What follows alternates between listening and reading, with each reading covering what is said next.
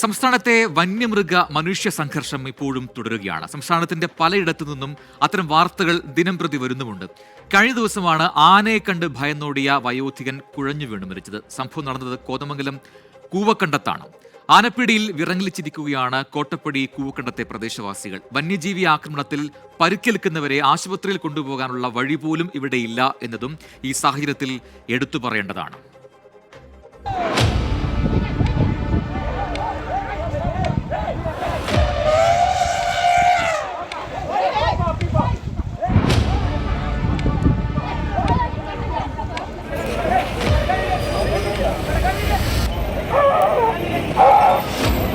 ഒരു പ്രതിവിധിയില്ല, ഈ പറച്ചിൽ മാത്രമേ ഉള്ളൂ.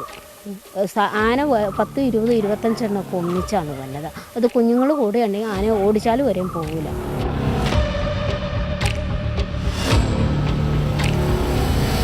എല്ലാ ദിവസവുമല്ല, ഓരോ മണിക്കൂറിലും വീട്ടിലേക്ക് കാട്ടാനകൾ കടന്നെത്താവുന്ന സാഹചര്യമാണ് കൂവക്കണ്ടത്തുള്ളത്. 50-ലധികം കുടുംബങ്ങളാണ് ജീവൻ പണയം വെച്ച് ഇവിടെ ഇപ്പോഴും കഴിയുന്നത്. ഇന്നലെ വൈകിട്ട് 7:30യോടെയാണ് സംഭവം. കൃഷിയിടത്തിലെത്തിയ ആന വീട്ടുമുറ്റത്തേക്ക് കയറാൻ ശ്രമിച്ചതോടെയാണ് കുഞ്ഞപ്പൻ പ്രാണരക്ഷാർത്ഥം ഓടിയത്. പിന്നാലെ കുഴഞ്ഞു വീണു. ഇപ്പം ഇന്നലെ ഈ പറയുന്ന സംഭവം ഉണ്ടായതിന് ശേഷം ഈ വീടിൻ്റെ തൊട്ടടുത്തൊരു വണ്ടി ഉണ്ടായിരുന്നു. ആ വണ്ടി ഉണ്ടായിരുന്നുകൊണ്ടാണ് കൊണ്ടുപോകാൻ സാധിച്ചത്.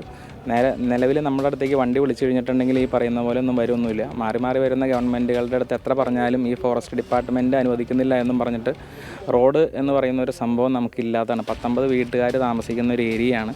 50ഓളം കുടുംബങ്ങൾ താമസമുണ്ട് ഇവിടെ. പലയിടങ്ങളിലും ഫെൻസിംഗ് ഇല്ല.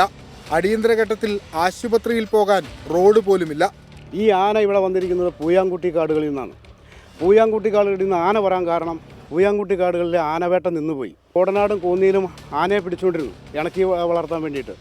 അപ്പോൾ ആ ആനപിടുത്തം നിന്നുപോയി. ആ ആന കൊമ്പെടുക്കുന്നത് നിരോധിച്ചോടുകൂടി കംപ്ലീറ്റ് ആനപിടുത്തവും ആനവേട്ടം നിന്നു. 15ഓളം കാട്ടാനകൾ സ്ഥിരമായി എത്താറുണ്ടെന്നാണ് പ്രദേശവാസികൾ പറയുന്നത്. ഇതിനു മുൻപും ആളുകൾക്ക് കാട്ടാനാക്രമണത്തിൽ പരിക്കേറ്റിട്ടുണ്ട്. അടിയന്തര ഘട്ടത്തിൽ ആശുപത്രിയിലേക്ക് പോകാൻ ഒരു വഴി പോലും കൂവക്കണ്ടത്തുകാർക്കില്ല. നിരവധി തവണ രാഷ്ട്രീയ പ്രവർത്തകരോടും ജനപ്രതിനിധികളോടൊക്കെ ആവർത്തിച്ച് പറഞ്ഞെങ്കിലും നടപടിയൊന്നും ഉണ്ടായിട്ടില്ല. ഈ കാട്ടാനപ്പേടിയിൽ ഭയന്നു വിറച്ച് ജീവിക്കുകയാണ് ഇവിടെ. അടുത്തതാരെന്ന ചോദ്യവുമായി. കൊച്ചിയിൽ നിന്ന് നിഖിൽ നിലക്കൊപ്പം വിഷ്ണു സുരേഷ്, 24. പൊതുജനം കഴുതയല്ല സാർ.